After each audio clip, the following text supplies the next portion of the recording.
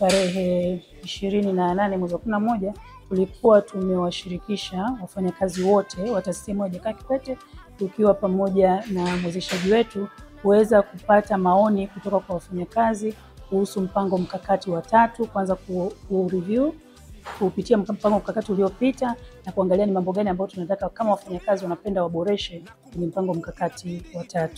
Tumepokea maoni mengi kutoka kwa wafanyakazi, lakini wengi tukiangalia wafanyakazi wengi wanapenda kuona mpango mkakati wa 3 ukiwa umejikita zaidi kwenye teknolojia, lakini pia wanapenda kuona mpango mkakati wa 3 ukiweza kufanya JKCI ikaweza kuwa imesimama imara kwenye upande wa fedha kujiendesha, lakini pia uwezo wa kuwafikia wananchi wengi kwa ukaribu.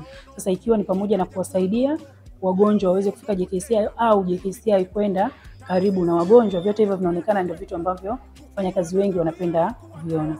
Kama taasisi iliandaa kikao cha pamoja cha wafanyakazi wote kuja kupewa mwelekeo mpya tunaokwenda kuanza katika mwaka mpya wa fedha ujao.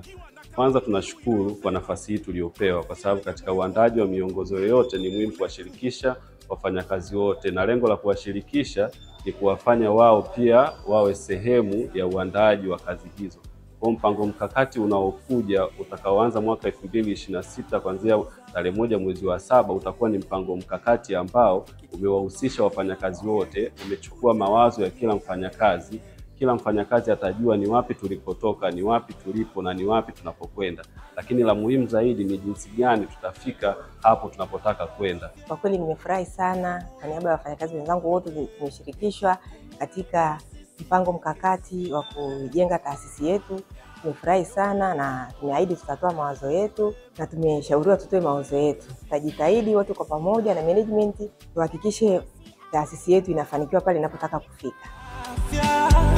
Ya moyo wako ni jukumu letu sisi.